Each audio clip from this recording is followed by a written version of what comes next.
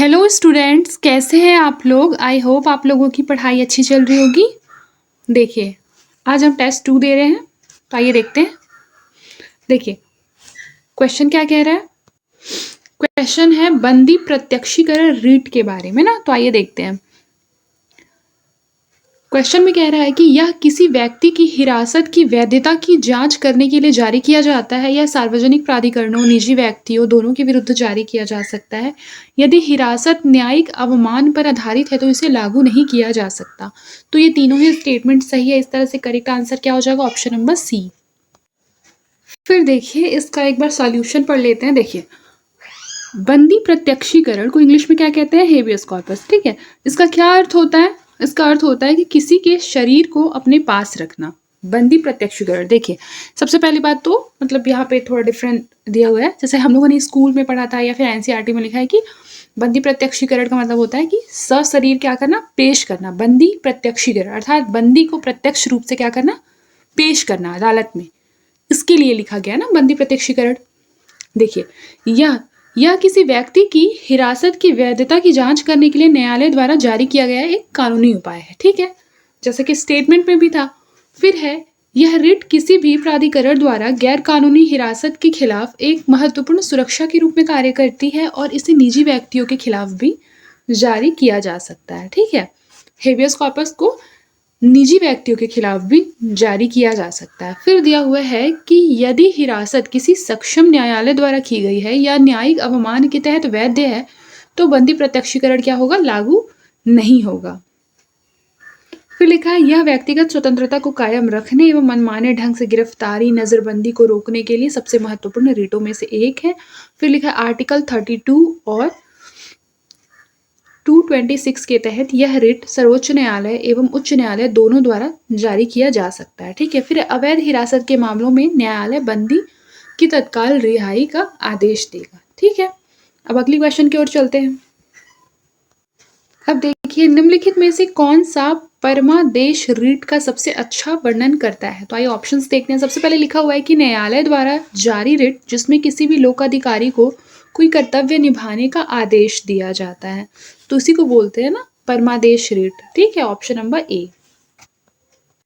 फिर दिया हुआ प्रतिषेध के बारे में, आइए देखते हैं। सबसे पहले लिखा हुआ है कि यह उच्च न्यायालय द्वारा निचली अदालत को जारी किया जाता है। प्रतिषेध, हाँ, प्रोहिबिशन। ठीक है, तो ये उच्च न्यायालय द्वारा जो नीचे की न्यायालय होती है, अधीनस्थ न्यायालयों को जारी किया जाता है। बिल्कुल करेक्ट है।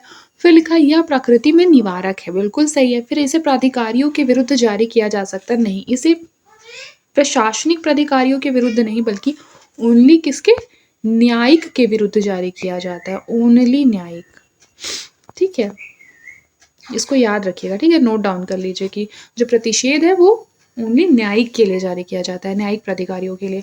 तो इस तरह से ये हमारा क्या हो जाएगा, रॉन्ग हो जाएगा, और ये दोनों राइट है। तो ऑप्शन नंबर ए क्या होगा, हमारा करेक्ट आंसर होगा। फिर देखिए, यहाँ पे रिट दिया हुआ है और यहाँ उसके आशय दिए हुए हैं। सबसे पहले उत्प्रेषण का अर्थ होता है अधीनस्थ न्यायालयों के आदेश को रद्द करना। बिल्कुल सही है। परमादेश का तो मैंने बताया ना कि आदेश देना होता है इसका मतलब। और यहाँ पे लिखा अधीनस्थ न्यायालय को उसके अधिकार क्षेत्र का अतिक्रमण करने से रोकना। तो ये परमादेश नहीं, ये प्रोहिबिशन होगा। ठीक है, प्रोहिबिशन होगा। यहाँ पे ये गलत दिया परमादेश। परमादेश तो आदेश देना होता है। फिर अधिकार परीक्षा में क्या लिखा हुआ है, लिखा है कि किसी व्यक्ति के सार्वजनिक पद पर आसीन की वैधता की जांच करना। हाँ, अधिकार परीक्षा कि आप किस हैसियत से या किस अधिकार से यहाँ पर बैठे हो। ठीक है, ये पूछना। तो इस तरह से ये भी हमारा क्या हो जाएगा, सही हो जाएगा। और मैच नहीं है, सिर्फ ऑप्शन नंबर 2। ठीक है, और ये मैच है। फिर रिट क्षेत्राधिकार से एक अलग क्वेश्चन और दिया हुआ है, आप देख लीजिए। देखिए, सर्वोच्च न्यायालय केवल मूल अधिकारों के प्रवर्तन के लिए रिट जारी कर सकता है। ठीक है, तो ये हमारा सही है। फिर लिखा हुआ है कि उच्च न्यायालय मूल अधिकारों और अन्य कानूनी अधिकारों दोनों के प्रवर्तन के लिए रिट जारी कर सकते हैं। बिल्कुल सही है। और सर्वोच्च न्यायालय का रिट क्षेत्राधिकार उच्च न्यायालयों की तुलना में व्यापक है, ये रॉन्ग हो जाएगा क्योंकि सेकंड स्टेटमेंट में ही साफ साफ कह दे रहा है कि उच्च न्यायालय मूल अधिकारों एवं अन्य कानूनी अधिकारों दोनों के लिए प्रवर्तन के लिए रिट क्या कर सकता है, जारी कर सकता है। तो व्यापक किसका हुआ अधिकार, रिट क्षेत्राधिकार उच्च न्यायालय का। ठीक है, हाई कोर्ट का ज्यादा व्यापक हुआ। इस तरह से हमारा करेक्ट आंसर हो जाएगा ऑप्शन नंबर बी। फिर ये क्वेश्चन तो काफ़ी ईज़ी सा है कि कितने भारतीय संविधान के तहत मूल अधिकार है? तो संपत्ति का अधिकार जो है वो मूल अधिकार से तो हटा दिया गया है। कौन से अमेंडमेंट के द्वारा? तो 44th अमेंडमेंट के द्वारा हटा दिया गया था ना। फिर उसके बाद है समानता का अधिकार तो है, और वाक एवं अभिव्यक्ति की स्वतंत्रता है, आर्टिकल 29 नहीं सॉरी 19(1) है ना। और समानता का अधिकार हमारा आर्टिकल 14 है। इस तरह से जो बी होगा ये क्या हो जाएगा, हमारा करेक्ट आंसर हो जाएगा। फिर देखिए कि मूल अधिकारों से रिलेटेड एक क्वेश्चन दिया हुआ है जिसमें बोल रहा है कि राष्ट्रीय आपातकाल के दौरान इन्हें क्या किया जा सकता है, निलंबित किया जा सकता है। बिल्कुल सही है। फिर है इसमें संसद द्वारा संशोधन किया जा सकता है। बिल्कुल सही है। फिर है सर्वोच्च न्यायालय के अनुच्छेद 32 के तहत मूल अधिकारों को प्रवर्तित कर सकता है। बिल्कुल करेक्ट है। इस तरह से हमारा करेक्ट क्या हो जाएगा, ऑप्शन नंबर डी ऑल ना। फिर देखिए आर्टिकल 32 दिया हुआ है, इसके बारे में बोल रहा है कि इसके तहत संवैधानिक उपचार के अधिकार के संबंध में 2 स्टेटमेंट है। पहला तो यह केवल राज्य के विरुद्ध उपलब्ध है, निजी व्यक्तियों के विरुद्ध नहीं। तो ये तो हमारा रॉन्ग हो जाएगा ना। ये हमारा कैसे रॉन्ग हो जाएगा, देखिए सबसे पहली बात तो ये राज्य के विरुद्ध भी है, निजी व्यक्तियों के विरुद्ध भी है। ठीक है। 32 फिर इसमें मौलिक अधिकारों के प्रवर्तन के लिए उच्च न्यायालय में जाने का अधिकार है। तो उच्च न्यायालय में जाने का अधिकार को अगर प्रवर्तन के लिए तो वो 226 में है, न कि 32 में है SC सुप्रीम कोर्ट के लिए। ठीक है। इस तरह से हमारा जो करेक्ट आंसर हो जाएगा वो हमारा हो जाएगा डी, क्योंकि दोनों ही रॉन्ग है।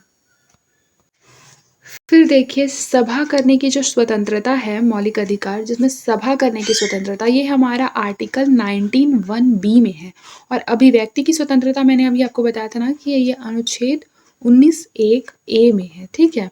और फिर है जबरन श्रम से मुक्ति, ये हमारा अनुच्छेद 23 में है। तो ये हमारा क्या हो जाएगा, सिर्फ यही सही हो जाएगा, बाकी ये दोनों करेक्टली मैच नहीं है। तो इस तरह से ओनली ए जो होगा ये इसका करेक्ट आंसर हो जाएगा। देखिए फिर हमारा ये क्वेश्चन क्या कह रहा है कि संवैधानिक संशोधन अधिनियम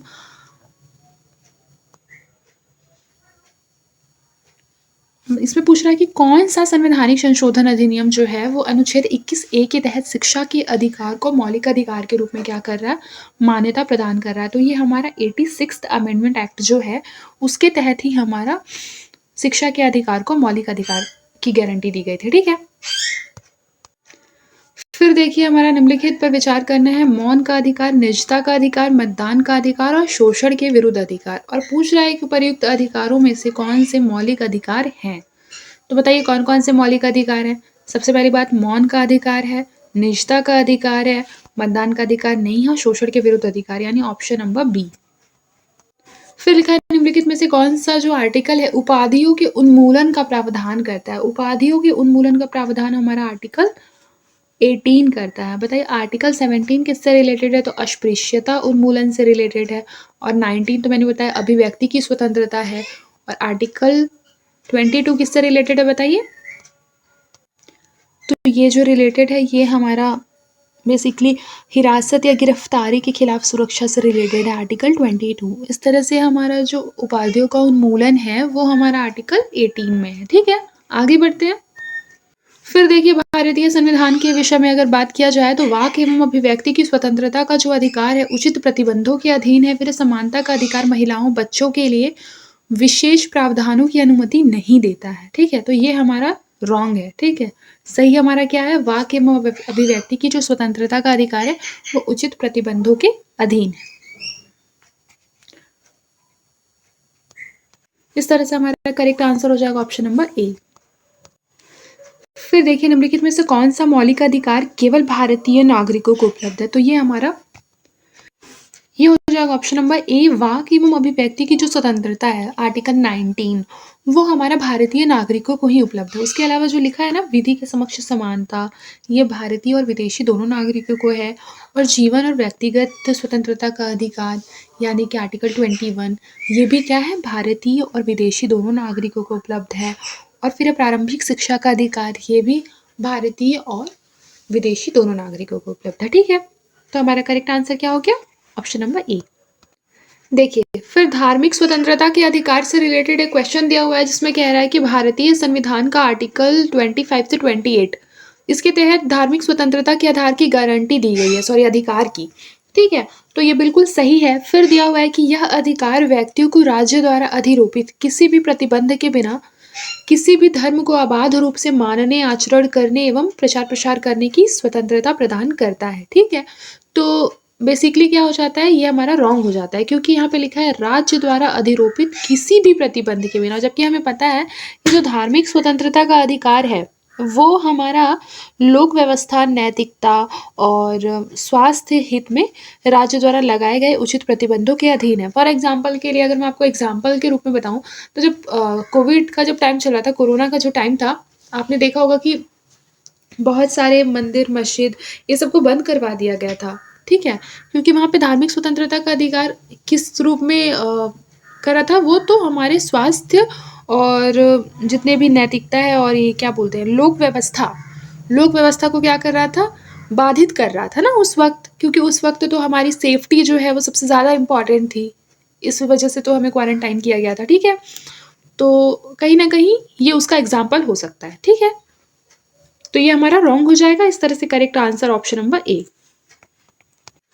देखिए, नागरिकता संशोधन अधिनियम 2019 मतलब CA 2019 के संदर्भ में तीन स्टेटमेंट है, ये पढ़ते हैं। सबसे पहले लिखा है कि CAA में पाकिस्तान, बांग्लादेश और अफगानिस्तान से आए 6 धार्मिक समुदायों के प्रवासियों को नागरिकता प्रदान करने का प्रावधान है, बिल्कुल सही। फिर यह अधिनियम संविधान की 6ठी अनुसूची के तहत आने वाले क्षेत्रों पर लागू नहीं होता है, ठीक है, ये भी सही है हमारा।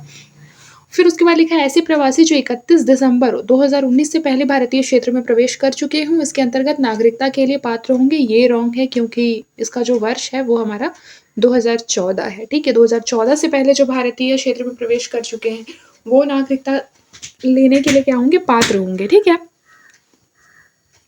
तो ये रॉन्ग हो गया, मतलब correct answer option number A.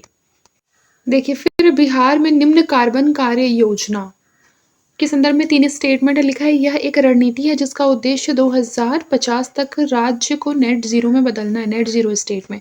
तो ये रॉन्ग हो जाएगा क्योंकि ये 2070 है, ठीक है, जैसा हमें पता है, ठीक है। फिर यह योजना अपशिष्ट घरेलू अपशिष्ट जल प्रबंधन जैसे प्रमुख क्षेत्रों को सुदृढ़ करने पर केंद्रित है, बिल्कुल सही है। फिर लिखा हुआ है international council for local initiatives in इस योजना के कार्यान्वयन में बिहार को सहायता देने वाला अंतर्राष्ट्रीय संगठन है, तो ये भी बिल्कुल सही है, ठीक है। ये दोनों स्टेटमेंट सही है, ये वाला फर्स्ट वाला रॉन्ग है। फिर लिखा है राज्य नगर पालिकाओं के साथ विलय की गई छावनी के संदर्भ में निम्नलिखित कथनों पर विचार करना है, ठीक है। तो देखिए, छावनी मुख्य रूप से सैन्य कर्मियों संबंधित बुनियादी ढांचों के आवास के लिए निर्धारित है। फिर लिखा है वर्तमान में 20 छावनियों के नागरिक क्षेत्रों को विमुक्त कर दिया गया है और उन्हें राज्य नगर पालिकाओं में विलय कर दिया गया है। फिर लिखा है भारत में छावनियों की स्थापना स्वतंत्रता के बाद सैन्य टुकड़ियों को समायोजित करने के लिए की गई थी। तो ये जो हमारा फर्स्ट वाला स्टेटमेंट है ये हमारा सही है। बाकी जो 2 और 3 है ये क्या हो जाएगा, हमारा रॉन्ग हो जाएगा। क्यों रॉन्ग हो जाएगा? देखिए, सबसे पहले तो वर्तमान में 10 छावनियों के नागरिकों को क्षेत्रों को विमुक्त कर दिया गया, 10 छावनियों के, ठीक है, तो ये रॉन्ग हो जाएगा। फिर लिखा है भारत में छावनियों की स्थापना क्या थी, स्वतंत्रता के बाद सैन्य टुकड़ियों को समायोजित करने के लिए थी, तो ये भी हमारा रॉन्ग है क्योंकि जब ब्रिटिश शासन था उसी टाइम पे हमारा छावनियों की स्थापना की गई थी। लगभग 1765 में किया गया था, पहली बार बैरकपुर में बनाया गया था, ठीक है। तो ये भी हमारा क्या हो जाएगा, रॉन्ग हो जाएगा और करेक्ट आंसर हो जाएगा ऑप्शन नंबर डी, मतलब कि ओनली 1। फिर देखिए, भारत इंडोनेशिया रिलेशन के बारे में बोल रहा है कि इंडोनेशिया आसियान क्षेत्र में भारत का दूसरा सबसे बड़ा व्यापारिक साझेदार है। भारत और इंडोनेशिया गुटनिरपेक्ष आंदोलन के संस्थापक सदस्य हैं। हिंदू और बौद्ध धर्म के लोग भारत से इंडोनेशिया में निर्वासित हुए हैं, मतलब ऑप्शन नंबर सी क्या हो जाएगा, बिल्कुल सही हो जाएगा ऑप्शन नंबर सी।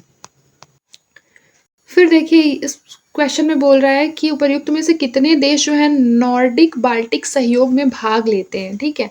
तो नॉर्डिक बाल्टिक सहयोग में फिनलैंड लेता है, आइसलैंड लेता है, लिथुआनिया लेता है, यूक्रेन नहीं लेता है। इस तरह से correct answer option number C हो जाएगा।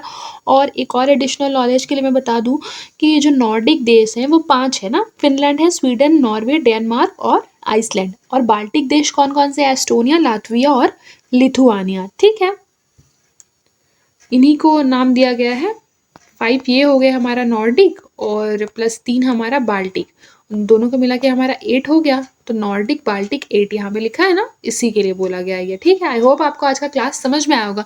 अगर आपको मेरा पढ़ाया हुआ अच्छा लगता है तो प्लीज़ मेरे चैनल को सपोर्ट कीजिए और सब्सक्राइब कीजिए एंड शेयर कीजिए अपने फ्रेंड्स के साथ, ठीक है।